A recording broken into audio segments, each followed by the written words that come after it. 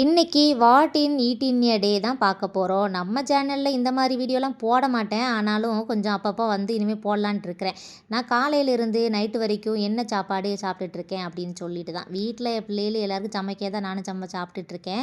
வேறு ஒன்றும் இல்லை, சாப்பாடை கொஞ்சம் குறைச்சி சாப்பிடணும் அப்படின்னு சொல்லிட்டு கொஞ்சம் கண்ட்ரோலாக இருக்க ட்ரை பண்ணிகிட்ருக்கிறேன். பார்க்கலாம் எவ்வளோ நாள் போகுதுன்னு. காலையில் ஒரு சப்பாத்தி, ஆப்பிள், அது கூட கொஞ்சம் பருப்பு கூட்டு எடுத்துக்கிட்டேன்.